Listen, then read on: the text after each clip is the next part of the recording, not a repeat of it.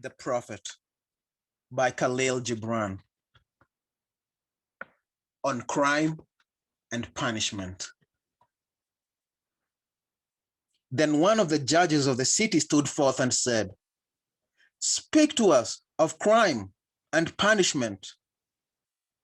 And he answered, saying, "It is when your spirit goes wandering upon the wind, that you, alone and unguarded, commit a wrong unto others and therefore unto yourself.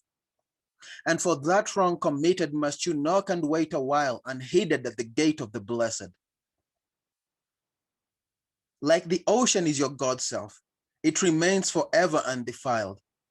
And like the ether, it lifts but the winged. Even like the sun is your God self, it knows not the ways of the mole, nor seeks it the holes of the serpent. But your God self dwells not alone in your being. Much in you is still man, and much in you is still not yet man, but a shapeless pygmy that walks asleep in the mist, searching for its own awakening. And of the man in you would I now speak, for it is he and not your God self, nor the pygmy in the mist that knows crime and the punishment of crime.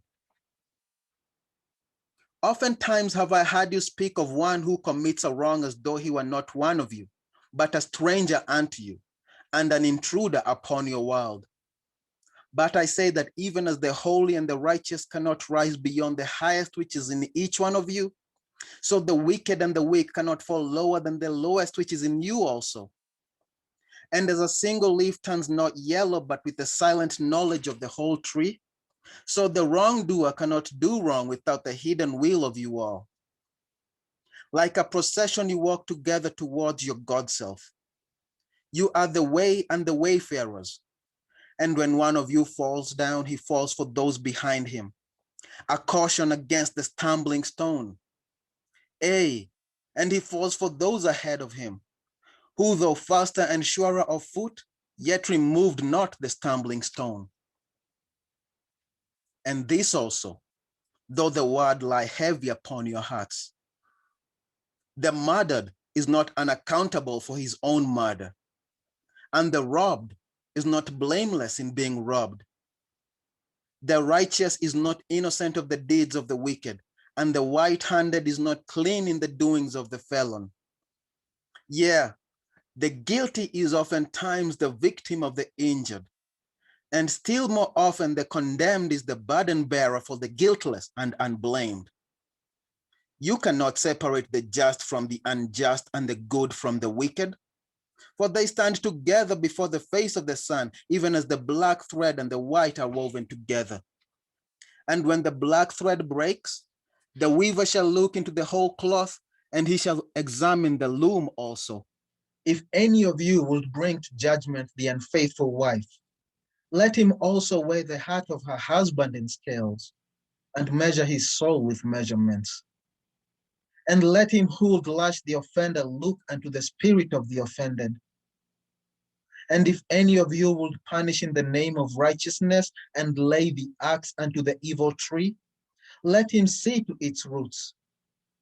And verily he will find the roots of the good and the bad, the fruitful and the fruitless, all entwined together in the silent heart of the earth. And you judges who would be just, what judgment pronounce you upon him who, though honest in the flesh, yet is a thief in spirit? What penalty lay you upon him who slays in the flesh, yet is himself slain in the spirit? And how prosecute you him who in action is a deceiver and an oppressor, yet who also is aggrieved and outraged?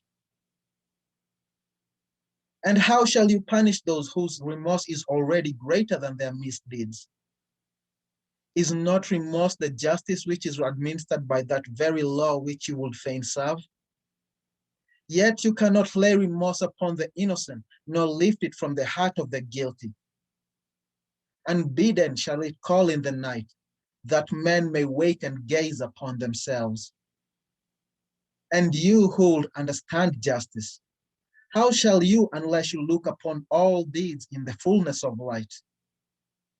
Only then shall you know that the erect and the fallen are but one man standing in twilight between the night of his pygmy self and the day of his God self.